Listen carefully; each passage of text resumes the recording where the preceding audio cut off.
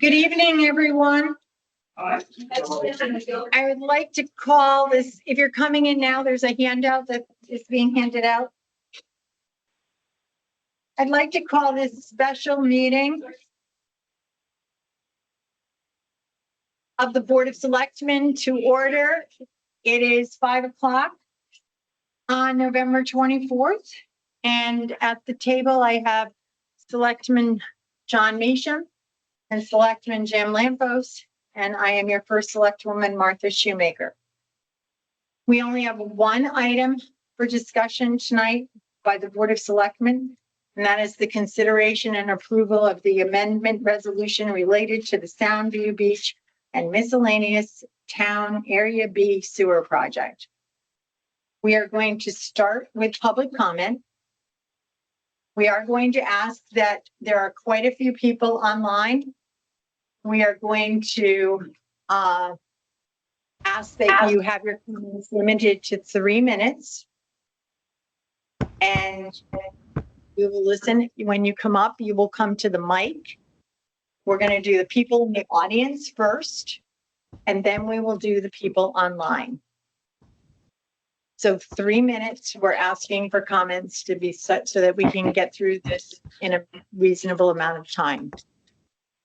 So, and then we will have opportunities to discuss things with you, as we'll have our option to talk afterwards. So I am going to just start with the fact that I did receive some people's comments via email. I'm going to mention who they are, but I'm going to attach their emails to the minutes of this meeting. So I heard from Rob Breen, Debbie Tulisano. I heard from Mary Daly, Joanna Salvatore. I heard from Frank Pappalardo. I heard from Rocco Todaro. I heard from Joanne Reese-Lishing, and also from Michael Horahan. Those emails came to me in the last 24 to 48 hours. John, did you receive any emails besides those people listed? No, you might have been CC'd on it. Jim, did you have any additionals? Additionally, an email from Lenny Cordo. Okay. And if you'll get me a copy of that, I'll put it onto the minutes when Jen has them for us. Okay. So we will start with public comment from the audience. Who would, is there anyone here who would like to go forward and speak first? Anyone in the audience? Yeah. Sure. Please come on up. So state your name and your ad. Frank Teddy, 29 Swan Avenue. I understand that you're anticipating. Can you get closer to the mic? I just realized it just went Frank off. Teddy, 29 Swan Avenue, the sun. John, can you, oh, there you go. Look at that. Hey, You have magic touch. I'm going else inside of it. Frank Teddy, 29 Swan Avenue. I understand that there's supposed to be an anticipation of a referendum to be held in December. And it seems like it always happens when the people that are being affected are never here. And I think it should always be done when the people that are being affected, especially the beach people, when they're here in the summertime. So this referendum should be tabled until people are back in town. A lot of people are out of state, I'm sure. I just came back just now from just the other day from being out of state, being in Florida. Sorry to bring back the warm weather, but but the referendum always seems to be happening when the people are not here. And I think it's totally unfair that the referendum happens when people are not here. It should be done when the people are here. So. Thank you.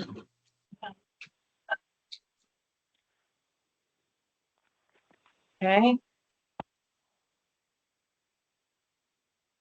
there anyone else? Ms. Fowler? Thank you. Good evening. I'm Liz Fowler, and I live on Lime Street. Hello, everybody. I just have a brief comment, which is, I think protecting the Long Island Sound is really important, and the reports on sewage going into the sound or septic systems not being adequate to the task are concerning. At the same time, and I think there's been some rather confusing press coverage of this sewer project over the years. I have some concerns about what's essentially a private property issue for beachfront homeowners being redistributed as a cost to the entire cat space in Old Lyme. And the cost, it looks like it's already doubled in the time since this first referendum was put together in 2019.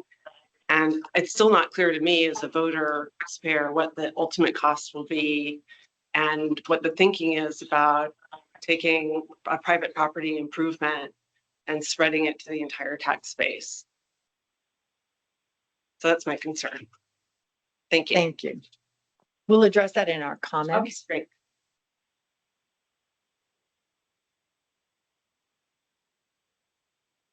Next up, Joyce Grasso, 67 Swan. We have some people in our area who have multiple houses on lots and duplexes on lots. How's the EDU being spread out with a duplex? that information, I believe, is online under the WPCA website. So, okay, so I should look under that way. Okay, thank you.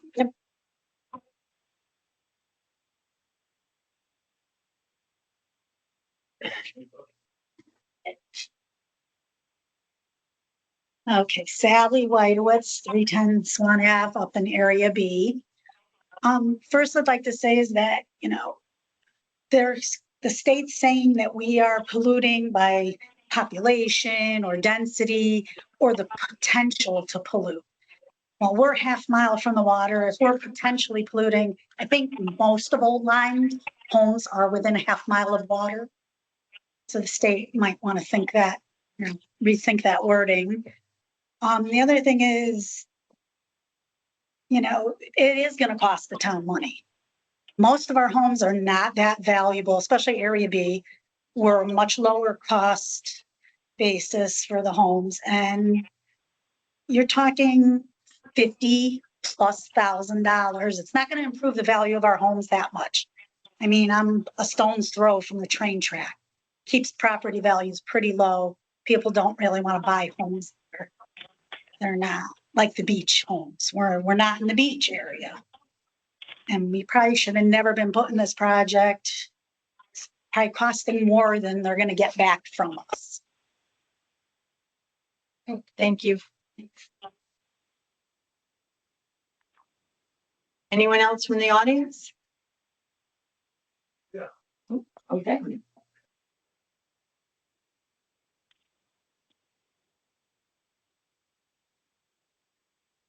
Hello, Paula Malillo, 15 and 21 Portland Avenue. I've been to several selectmen's meetings and WPCA meetings, presentations and so forth.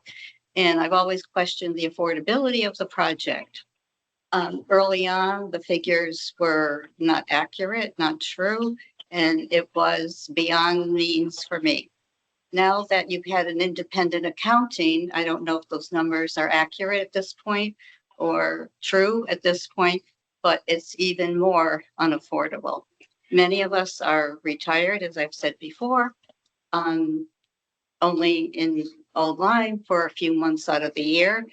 So it's unaffordable for me, my family, and my neighbors. The other concern that I have is the treatment plant in New London.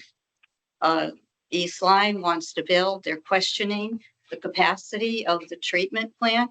And if we flow into that treatment plant also, what's that load going to be for treatment plant and the Thames River and Long Island Sound? Since it's been proven that Soundview is not polluting the sound. Thank you.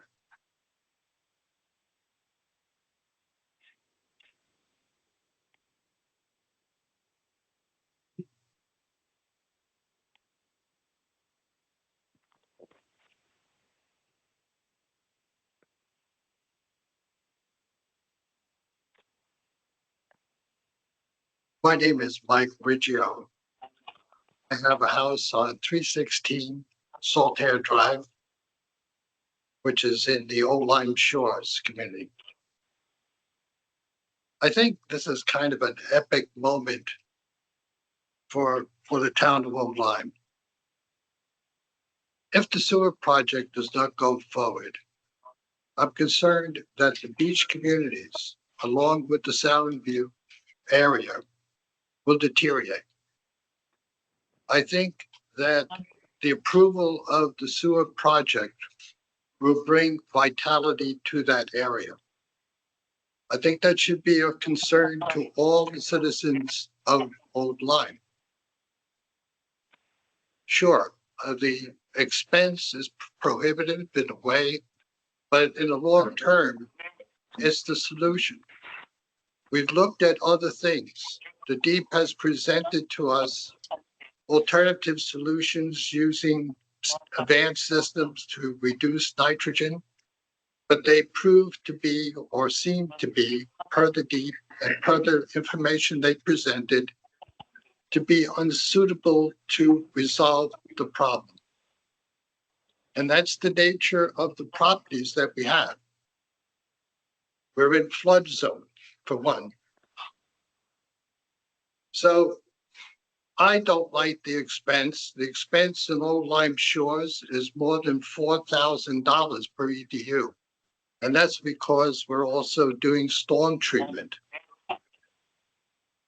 So the cost is difficult, but there are benefits in that the values of property will increase.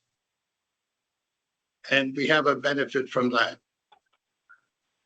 Now, I would hope that the town may investigate people who simply would be very difficult times. We could perhaps set some criteria that for those having very hard difficulty with the cost, 30 seconds. maybe there can be some help.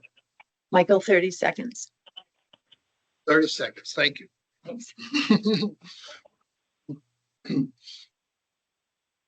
Is there anyone else in the audience?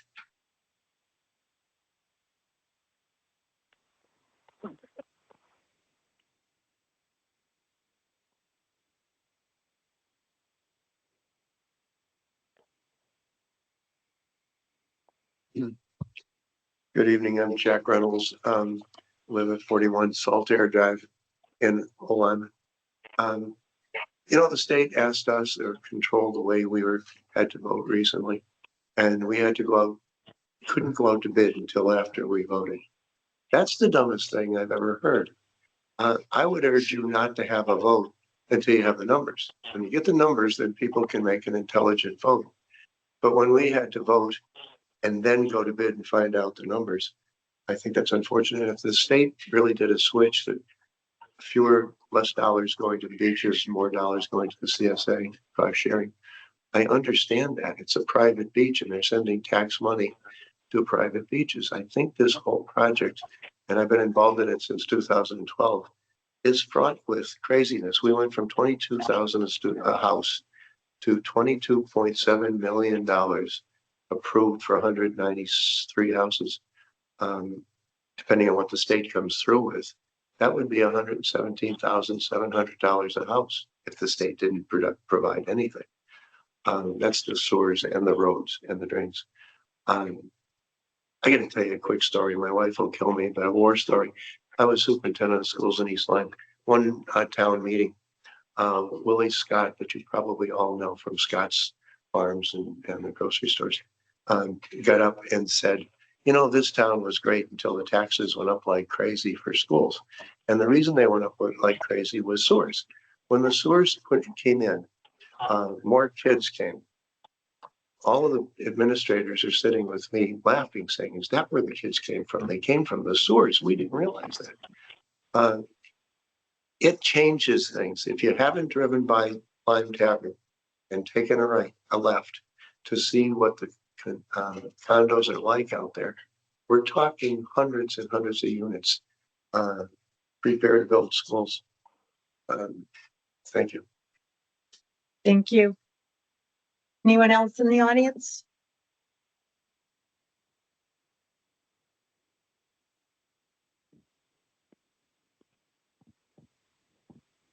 I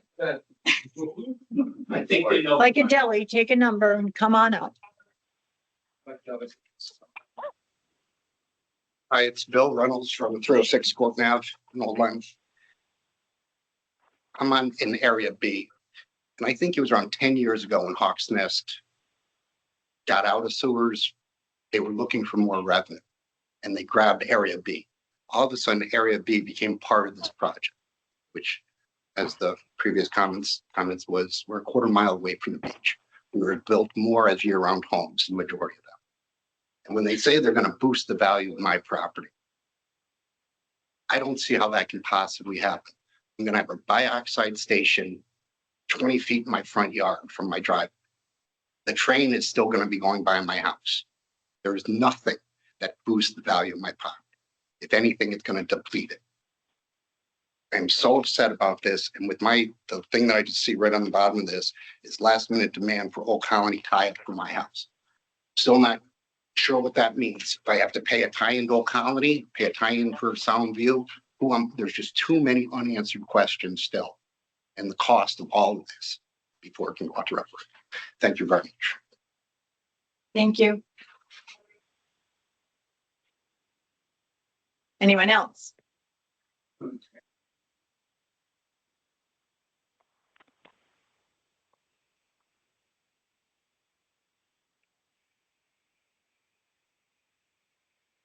Dennis Maluzzo, 7 Portland Avenue. I'm going to start with something a little bit different. The CSA. CSA was presented to us last Tuesday night after its umpteenth veneration, to include a little kicker from Mr. Noe from Old Colony Beach that was never in any of the other CSAs before, all over 9 houses. I know Jim has been going through that CSA like it's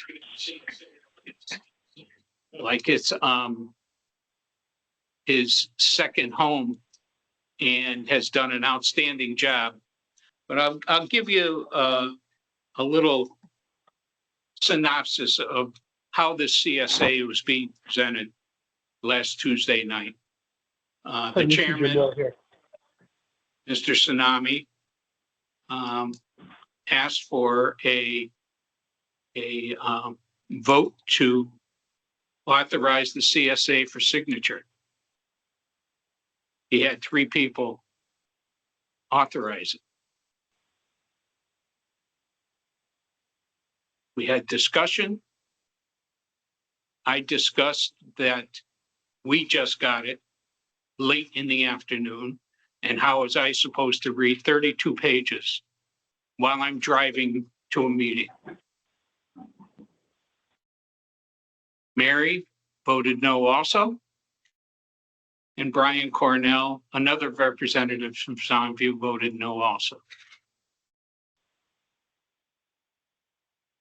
The question was asked, who read it? Because of the lateness of the day. 3 people read it. The yes and no votes, 6-3. That tells you that 3 people on the WPCA didn't even take the time to read it and then voted yes. This is indicative of the way this whole project has been. 30 seconds. There is a problem we have here. And what you will see if this project goes to fruition and this referendum goes hopefully the other way, then you're going to see 200 households suing the town of Old Lyme for affordability. Thank you. Thank you.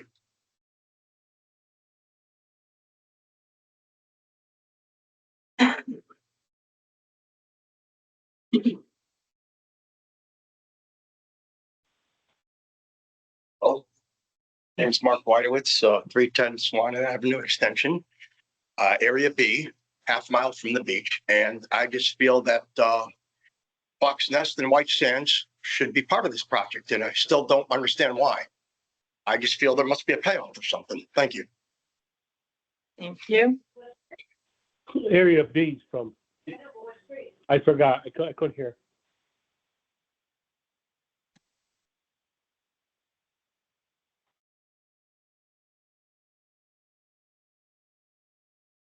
Hi. How you doing? Tom Larson, 72 Corsino Avenue in Old Lyme. Uh, First of all, I'd like to say thank you guys for taking the time to hear us tonight. What I hear in the audience is that a lot of people here are not happy with this. We went to vote in Miami Beach. It was a cluster, as you probably well know. So there's no answer there. There's no answers here. Everybody has a lot of unanswered questions.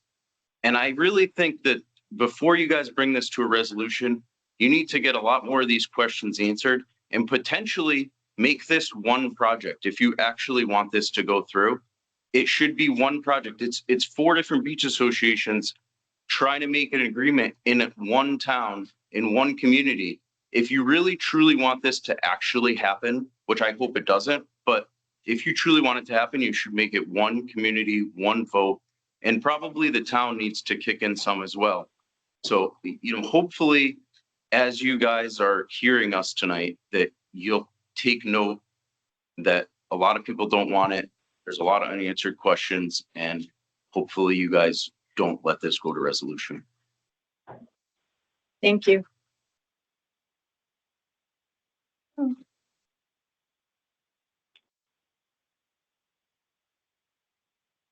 Again, thank you. I want to echo what he said. I'm Mary Daly, Portland Avenue. So some people may think that sewers will bring vitality to our neighborhood, but I tend to disagree. Placing a sewage, a pump house at the entrance to the beach, a pump house that we now know is going to produce dreadful smells 8 months out of the year, a pump house that we know will require a generator, pollution noise.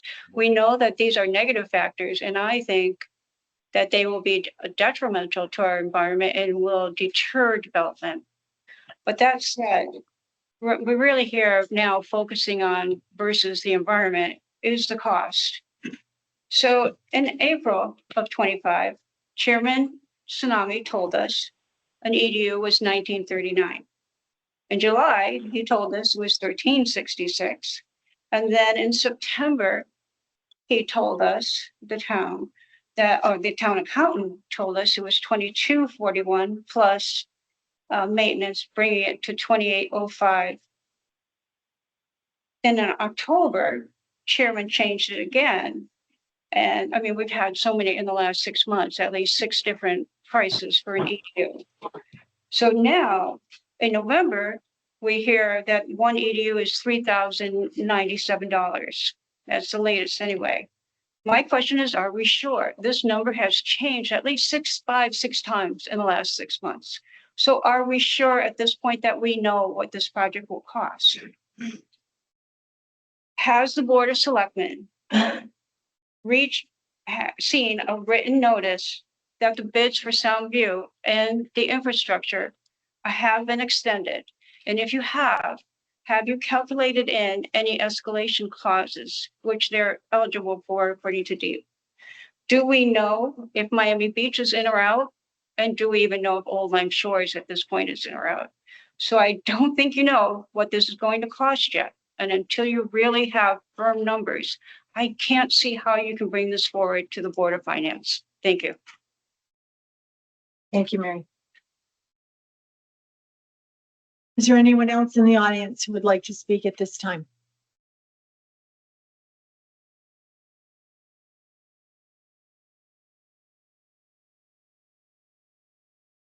Frank Lishing from 75 Swan Avenue. I also have a property at 307 Swan. I would recommend that the Board of Selectmen don't take this to referendum. It's definitely cost prohibitive. It's going to cost me a fortune. I'm one of the few that has both homes on well, in addition to this cost involved with the sewers. And I'm going to be obligated to shut all my water off and tie into the city water. I think that DEP is setting Old Lyme up for I don't know, as a guinea pig in setting a record expensive system that's probably never been heard of at the cost that we're being charged for this project. And also, I'm not clear what the town obligations will be if we go to referendum. Are the rest of the residents in the town going to pay a percentage of this, and what is that percentage? I just would like to hear a clarification on that. But if you can turn this thing down, appreciate you hearing me out. Thank you.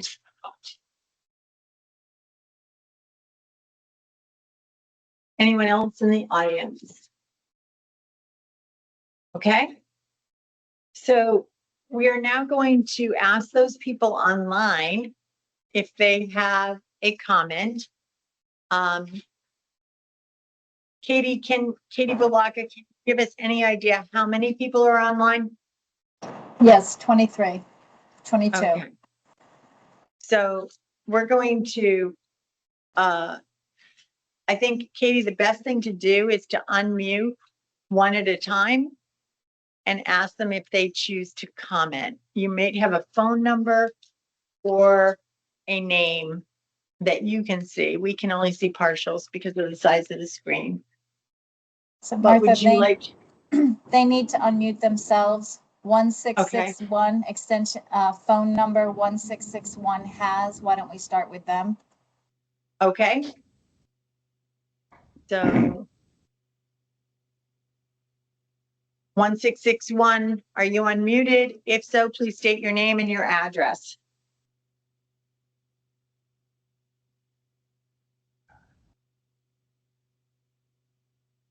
I think they might be unmuted, Katie, but don't seem interested in speaking. Alrighty. I'm gonna go. 7688. Would you like to unmute?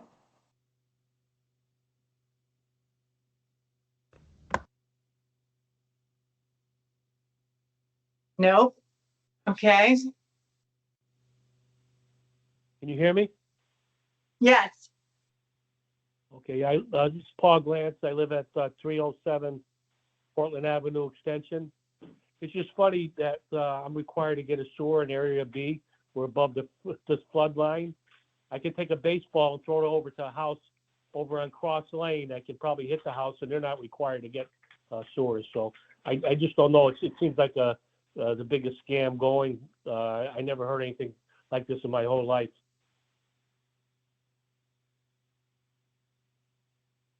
Thank you. Is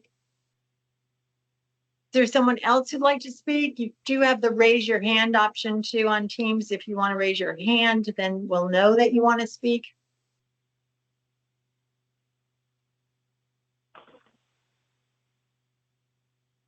Anyone? Eileen Mueller, would you like to speak? Yes, can you hear me, Martha? Yes, I can. Thank you. So I guess mine is just a comment. So Eileen Mueller, I live at 4 Butterwick Lane in Old Lyme. And I have been following, probably more peripherally than most of the people in the audience, this project.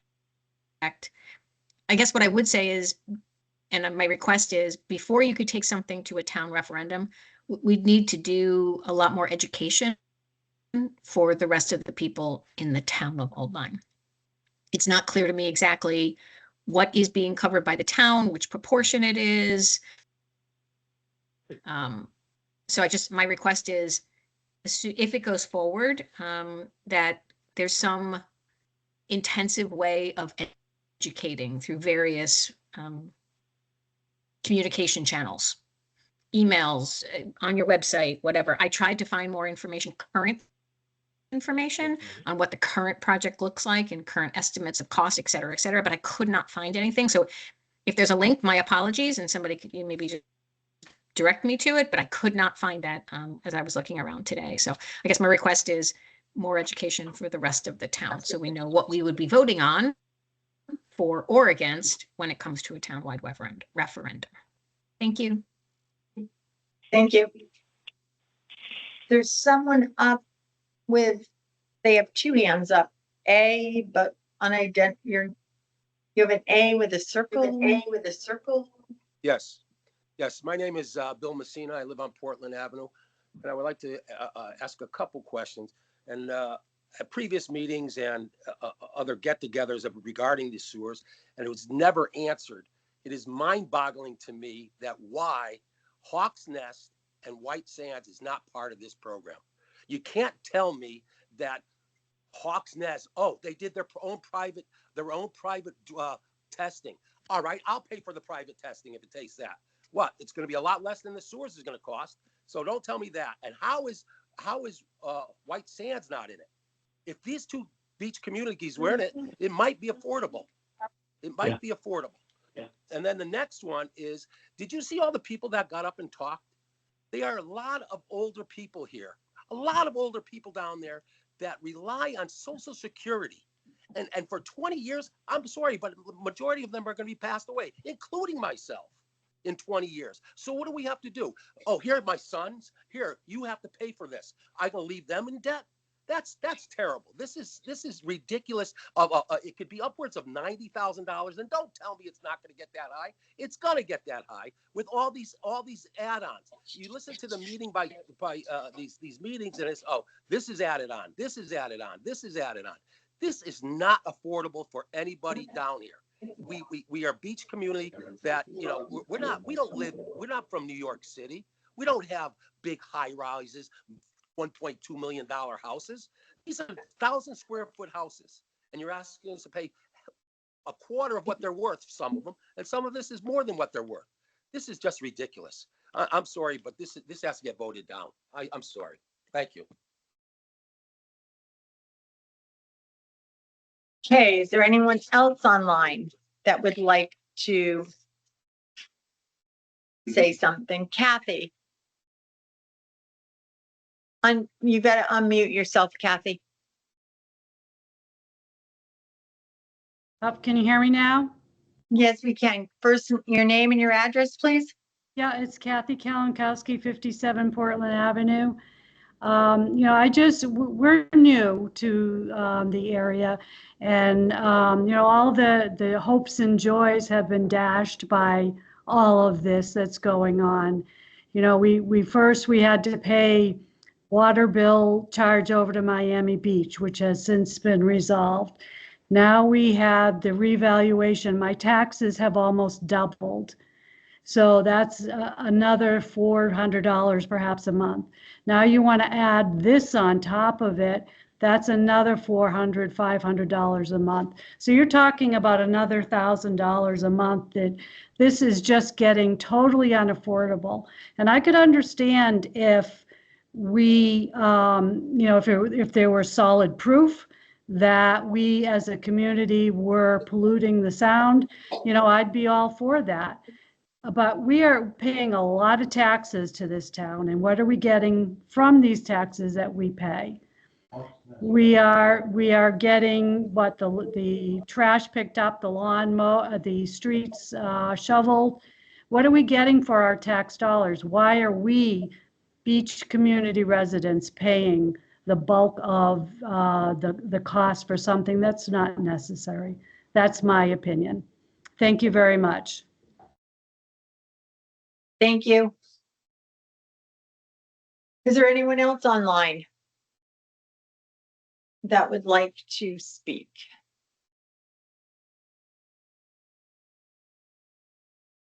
Hey, I don't think I see anyone else. So in that case, I think we're going to move to selectmen comments. And John, would you like to go first? with your thoughts or? Sure. Thank you, Martha. I Question? know there's a lot of opposition here. There's certainly been opposition the whole entire way. I think when we have a meeting like this, it tends to bring out the opposition. I think there's also people in favor of this. I think that's been evidenced by some of the votes in the associations that are involved in this. I've said all along that I think we should move this to referendum. Part of the reason is for the people in the town to be heard directly in the referendum. I'm sure there's people that are outside Soundview and outside the associations that have strong opinions about sewering and whether the town should proceed or not. And again, they should be heard in a referendum. I think we can get the information out. I think we can have a very good information sheet with the information about what is expected and what the cost breakdowns are so that people can have an informed decision. I think throughout the meetings, there has been people saying that there's unanswered questions, and a lot of the questions have been answered. I think maybe just the references aren't available to everyone. Anything else? Done? Jim? Yeah, this is the biggest project this town has ever undertaken by far. It's right now at $85 million and climbing, so it eclipses any other infrastructure project we've taken on. It's been going on 40 years that we've been discussing sewers. I remember first discussions back in the 80s when people would say, you know, oh, don't do anything with your house, sewers are coming. We thought the question was resolved when we were doing a community septic at Cherry Stones. And that seemed to have unanimous support at the time. Deep ended up quashing that pretty much at the last minute. We had approved it at referendum. And we began down this road to sewers. One of the issues has been that RWPCA at the time and Deep has pretty much had a sit down, shut up and deal with it attitude. They didn't want to hear about alternatives. They didn't want to hear about anything else than you're putting in sewers, figure it out. And we've been grappling with this for a long time. Where we're at now is this is essentially a rebid of a project that was approved at referendum in 2019. The project went out to bid. The numbers came back and they were deemed by Deep to be unaffordable. If 2% of median household income is their threshold of affordability, which is what they were putting out as their guideline, the project was unaffordable. It was Deep that shut down the project the first time around on the basis of affordability. And there was a reset, there was a redesign, the project went out to bid again. Now, when I came into the picture 2 years ago, I find out, some of it was known, some of it I just found out, that all the necessary documents for this project to move forward had been signed already. We had, and this was known, signed an agreement with New London, the New London IMA, Intermunicipal Agreement. We had signed a cost sharing agreement with private beaches. We had signed the bonds. We had committed ourselves to move forward with this project as a town. The project went out to bid again, and we all know where we're at with that. And our chairman of the WPCA, Steve Tsunami, said in the press, and I agree with him, that this project went out to bid far too early. We should have waited till everyone was ready. All the private communities were ready. Old Lyme Shores just went out to bid a few months ago, and they just got their bids back. Miami went out to bid, and their number came in far too, well, actually, Miami went out to bid, and they got nobody to bid on their project. And Deep took months to reset them to go back out to bid. And the fact that Deep has been speaking to us through a private beach, the fact that Deep has been speaking to us to the press with belligerence and arrogance has made me question their motivation. I don't feel like they're a partner in this. I feel like they're an overlord. And that doesn't make me feel good about pushing this forward. But yet, I've tried to fulfill my obligation to, well, to the town and to what I promised the townspeople. And that was, when I started this, that this project may be too far along.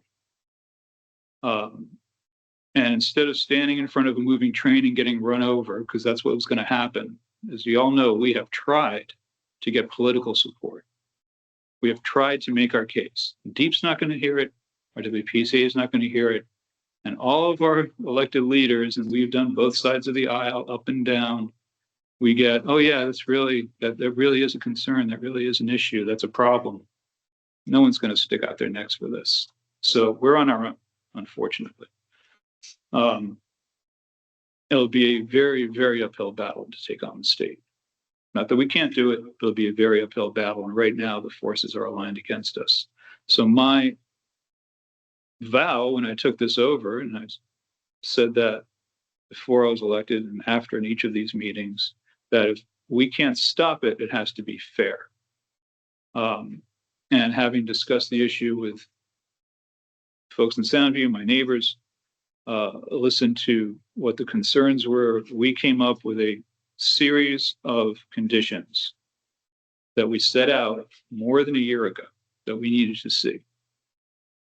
One of them was that if the system does get expanded to Hawks Nest and or White Sands, Halls Road, wherever it is that Deep plans to expand the system to next, that we will not be on the hook for it, because they tell us right now we're on the hook for this 100%. All the costs will be paid by Soundview for this project within Soundview.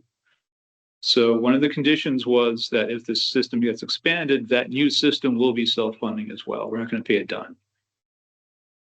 We have that written in the sewer ordinance. We have it written into the cost sharing agreement.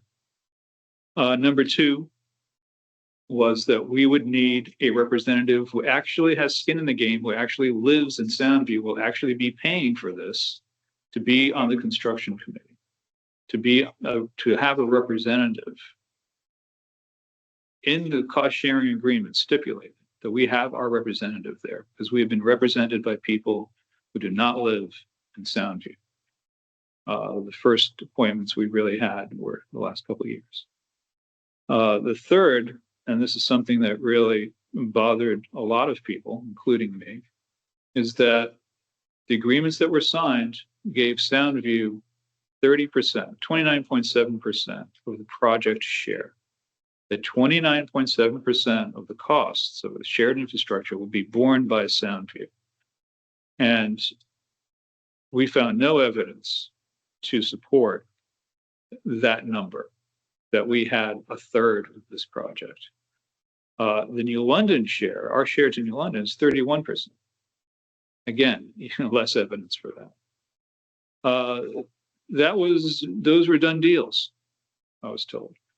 So our way of rectifying that was going forward, once this system is in place, if it goes forward, that we would not be paying based on that split. We would be paying based on what we actually use, measured by flow.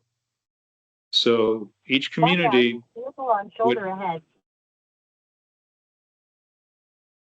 each community would have their flow measured based on their water use, either Connecticut water meters or a meter on a well. That way we would know exactly what is being used within each community and exactly who's using it and how much. So you pay basically on how much you use. And that number is going to be known if the system is built, if it gets approved and constructed in 2 years. It should be done by the end of through the first year of flow. We should know those numbers, and so we can essentially that share, those EDU shares of 29.7 or 31% go away. And we pay based on what we use. Unfortunately, the actual construction cost will be based on that. The way that DEEP is calculating the construction now, their quote unquote forgivable loan, is they're applying it to the shared infrastructure. So the shared infrastructure, which is now at $26 million, and by that, I'm talking about the forced main that goes from the pump station up Portland Avenue and then down Shore Road to Bridebrook, and the bioxide station and the pump station at Portland Avenue. That infrastructure is now at $26 million. DEEP is now saying, from what I hear, and I haven't seen this in writing, and that's been one of the problems, we have to take this, I suppose, as an article of faith, that 25% of that cost will be borne by clean water funds, and the $15 million forgivable loan that they keep threatening to take away will also be applied to the shared infrastructure. That gives us about 21 million off the top. So it's $5 million of shared cost. And that shared cost we would be paying at 29.7%. So it's a little better than what it was, but it's still not good. And then we would pay additionally for our internal infrastructure, and that is the pipes that are in Soundview itself, Portland, Swan, and Hartford, that we would be paying essentially 75% of, because 25% would be covered by clean water funds. So all of that forgivable loan now apparently goes to shared infrastructure. So where does that leave us? So a couple questions from tonight. Do we have confidence in these numbers? Well, I had zero confidence in those numbers that we were presented back in September, and I said so. And I got a lot of belligerence back from DEEP through the press and through the private beaches, and I got belligerence back from some other people that are involved in this project. But guess what? Those numbers were numbers that weren't real. 1900 was not a real number, and we knew that. Not because I'm, sewer expert, not because I'm a genius, because I looked at Buston O'Neill, who's the engineer. I looked at their cost estimate. So something just didn't add up. So I thought it was going to be, based on those numbers, something more like 3,100 a year. Based on that, we hired a third party, an accountant, to review the whole project. He came up with an all-in number of 2,800. And 2 weeks ago, we received new numbers from DEEP itself as to the bids for this project. And that brings us up to our current number of 3,100. There's a rather curious thing that happened, just so everyone knows. The bidder for the shared project, Rainmaker, dropped out. All these bids have expired. So that's one of the issues we're having now. We're running up against the expiration. Rainmaker would not continue their bid to the end of the year. DEEP has negotiated with a contractor that's working on another part of this project, but did not initially bid on the force main. They've negotiated a $12 million deal to do the shared infrastructure, which is $2.5 million more than what we had. I'm not an attorney that specializes in this. I'm not an attorney at all. So I don't know if that is something that's typical. It doesn't sound typical, but that's really, I guess, DEEP's call in that case. The numbers you see on this sheet under construction, all this contingency, all of that, those are numbers we just received from DEEP. Do we have confidence? Well, they're more than even the numbers that I was estimating. So hopefully those are real numbers. And the numbers you see beneath A and B, where we have construction period interest and we have connection charges, all that was from our accountant, our third party accountant. So Are these numbers real? They're more real than they were. Could they be more? Sure, because we don't know. We don't have full confirmation if all of these bidders will hold their bid and what the inflation index will be on those bids. We don't have that number. These are the numbers that Deep told us 2 weeks ago. At the very bottom of your sheet, folks have pointed out this last minute demand from Old Colony. So the CSA, the cost sharing agreement with the private beaches, the initial cost sharing agreement that was signed by the town is no longer valid for a couple of reasons. One, Old Lyme Shores wanted to renegotiate it. So negotiations had opened up almost 2 years ago, reopened. Two, clean water funds had to be, the language had to change. The CSA was already being rewritten, and that's where I said we needed to step in and make sure we have fairness ensured. And we have these conditions. So we have a representative that's based on flow, that we don't have to pay for future projects, get written into the CSA. And we did get all of that written into the CSA. It was a very contentious debate, but it's done. And I think we have a good CSA. At the very last minute, we were 99.9% of the way there. Old Colony steps in and they say, by the way, you have 7 properties in miscellaneous area B.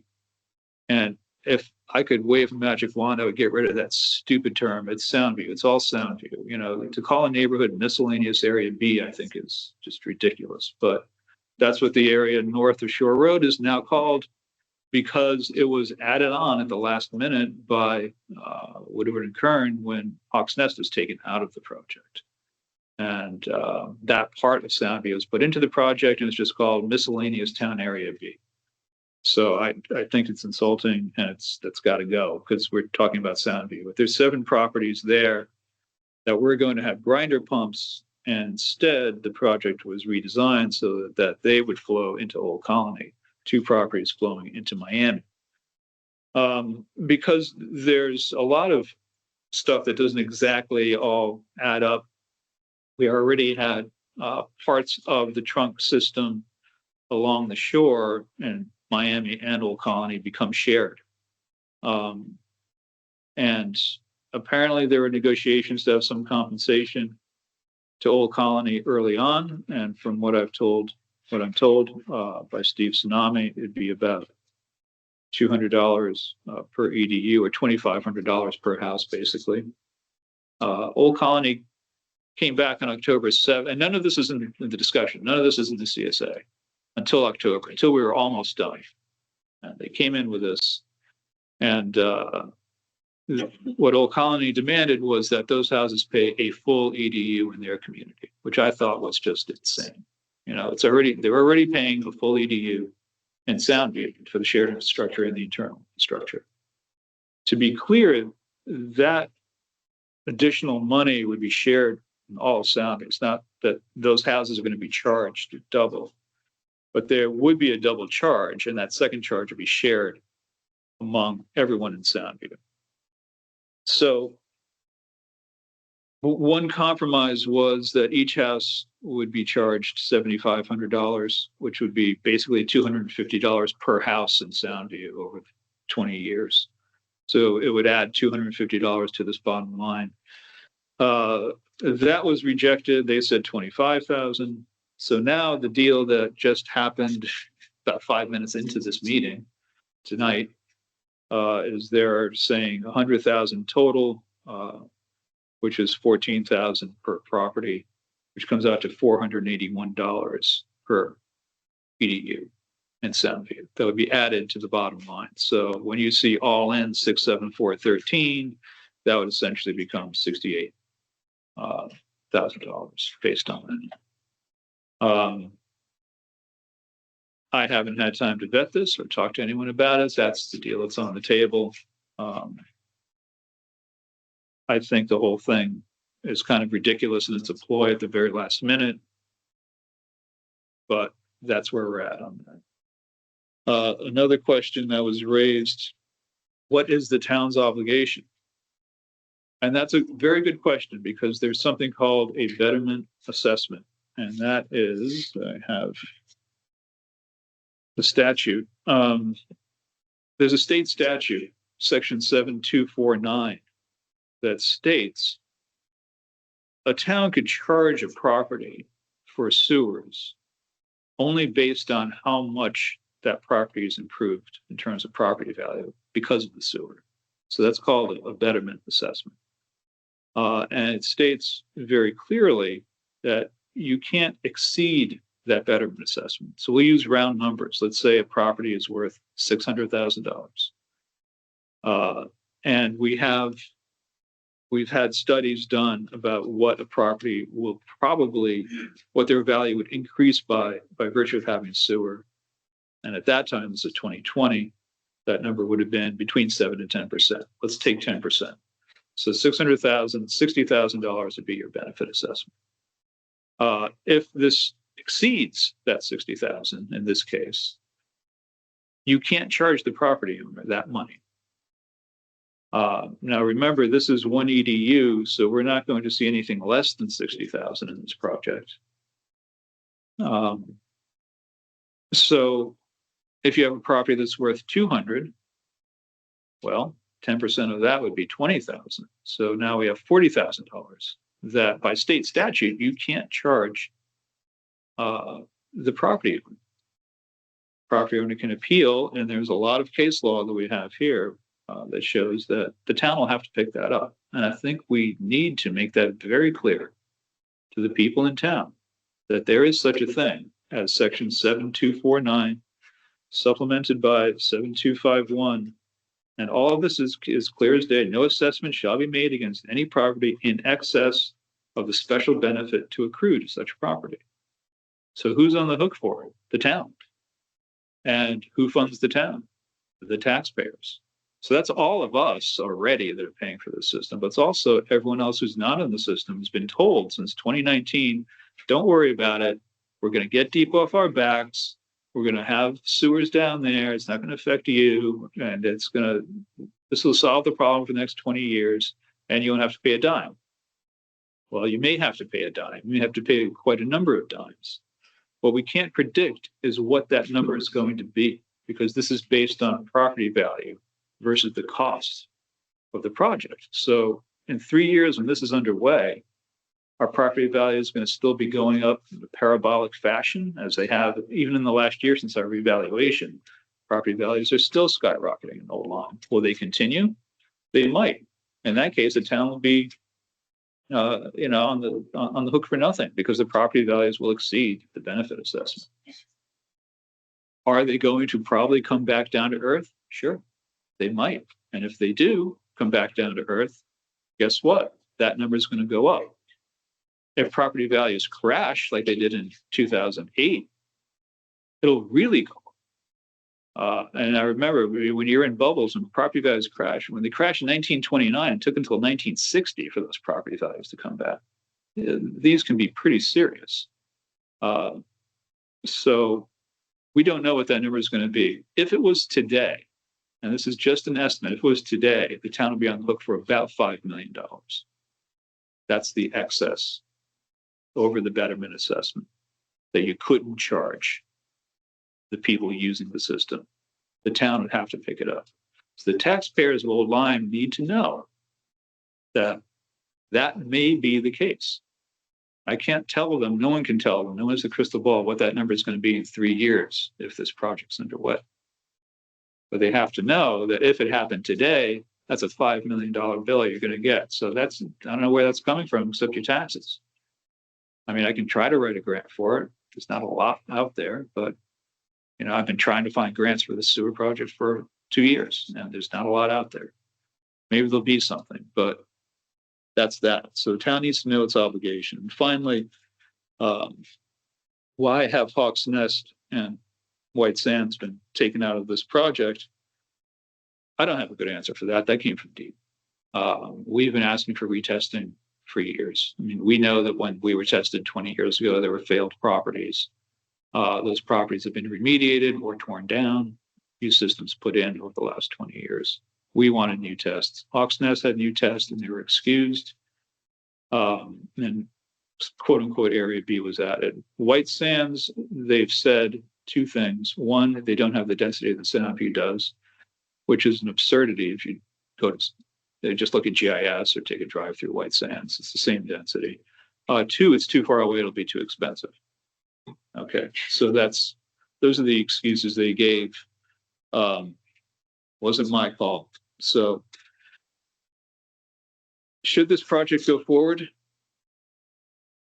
Everyone knows my opinion on this project. So at this point, I kind of have to get into the question of what happens if we don't let it go to referendum. If we stop it right now and say you can't vote on it. I don't know. No one knows what peril we're going to face versus what benefit. If we don't let this go to a vote, there are obligations we've made to this project that we're going to have to answer to.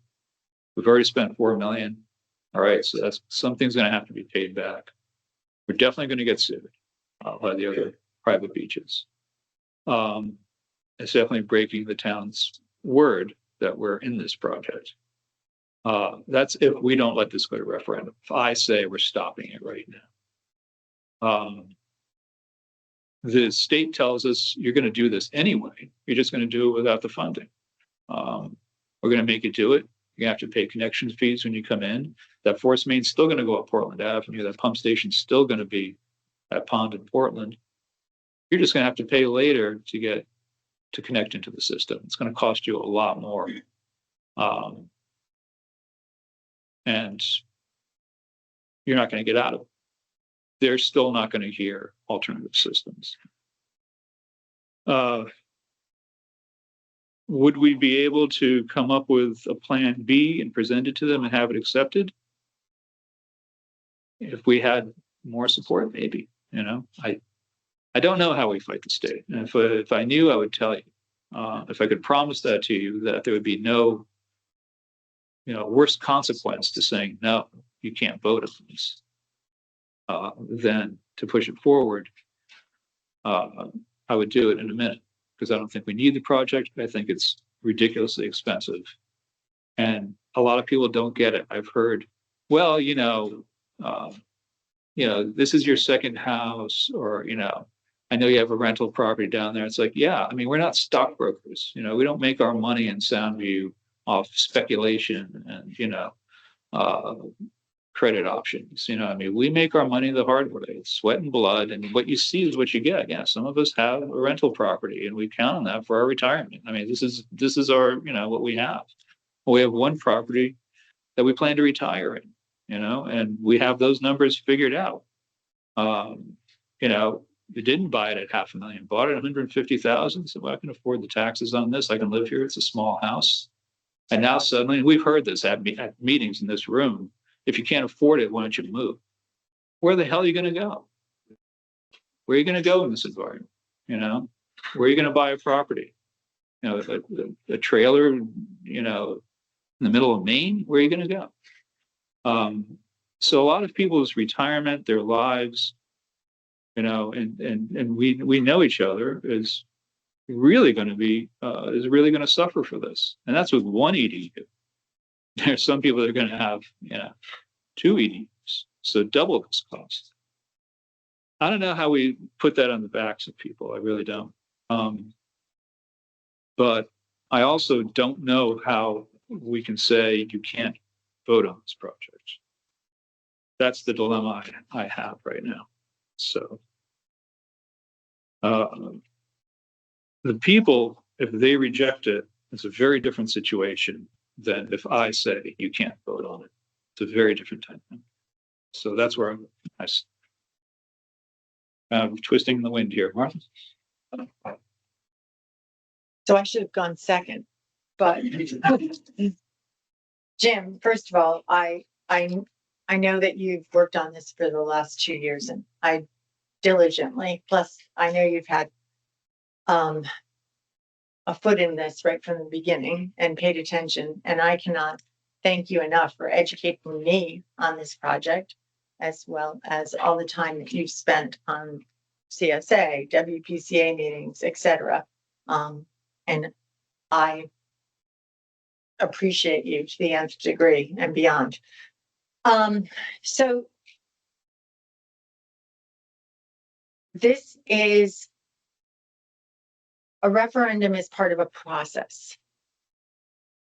And by Connecticut general statutes, there are laws and rules that we're supposed to abide by as a municipality.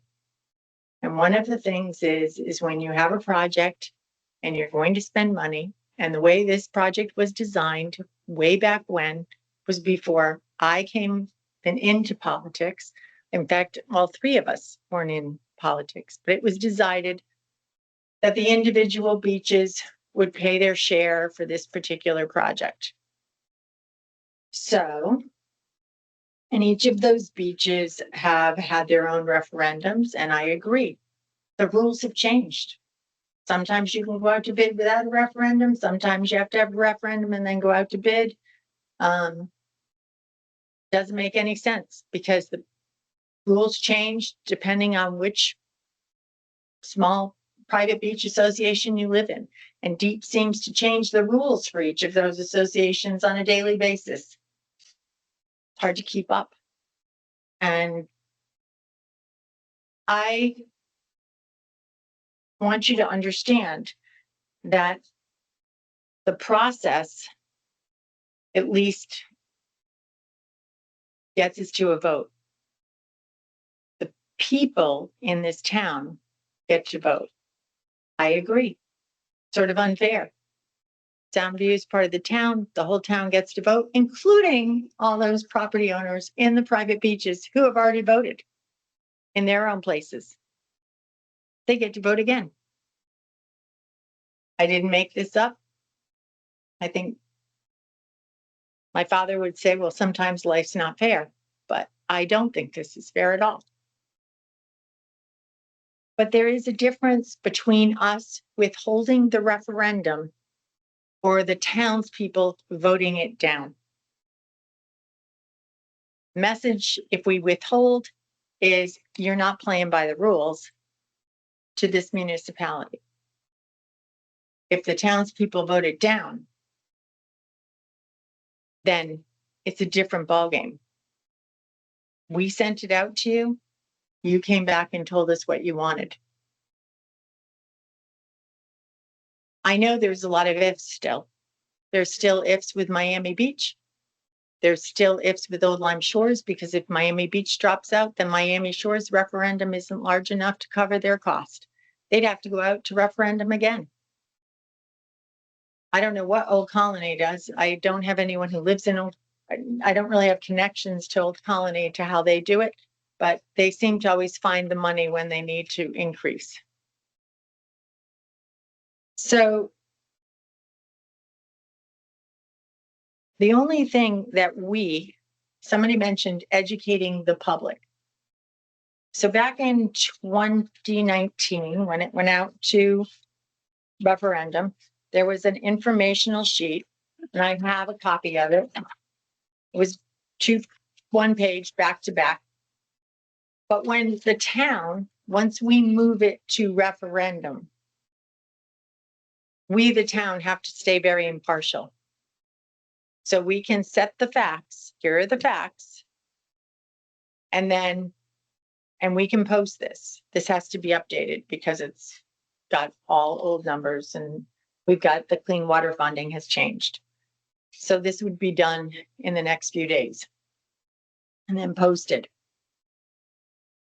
I want you to know that the way this resolution is met is that at the town meeting, it's a pass-through town meeting. The Board of Selectmen just passed the vote on December 9th to go to a referendum on the 16th. So you don't need to come out with your pitchforks on the 9th, because it's literally a 5 to 7 minute meeting. It just gets written through that way. And that's the way it was done in 2019. And I checked the books. I went back to make sure. So I agree that although there's a lot of things in here I don't like, I think to get the funding, if it has to go through, that we have to go to referendum. And I'm not a fan. But this is the rules that are made by this Connecticut General Statutes. And as a municipal leader, I take an oath to say I'm going to follow those. So that's where I am. And I think we've all had a couple of sleepless nights about this. But we'll see it through. This isn't the end. It's not the end because every step requires more work on our part. So we are not done working for you, working through the problems. The project will have issues. We will have to develop new members to the WPCA for our town. And I hope that people will come forward. People who live in that, in the Soundview community. I hope that some of them will come forward to sit on that board so that you can be a watchkeeper or a timekeeper. Make sure things are going right for the people in the area of town that you love and where you reside. So with that, I need to call for a motion. Would one of you, and we're going to do a roll call vote for this. So would one of you like to make the motion to approve? I'll read it again just so that we have it correct. Basically, to approve the amendment resolution related to the Soundview Beach and miscellaneous Area B sewer project. We will move that to the Board of Finance, who would meet at 7 o'clock tonight to further discuss and consider it, and then they vote. Can I have a motion from someone? Okay, I'll make the motion. I'll make a motion to approve the amendment resolution related to the Soundview Beach and miscellaneous Town Area B sewer project. Can I have a second? I will second. Thank you, John. And now we're going to call for a vote. John, we'll start with you. Go to the left. I wish I could turn back the clock and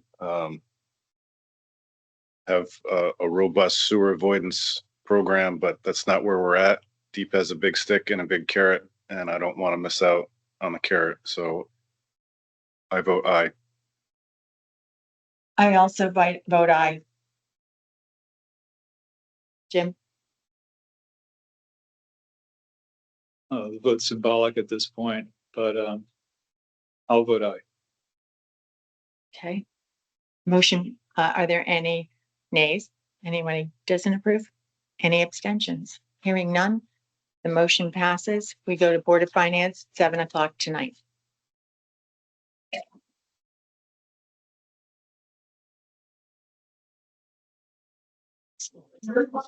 Oh, motion to adjourn? I'll make a motion to adjourn.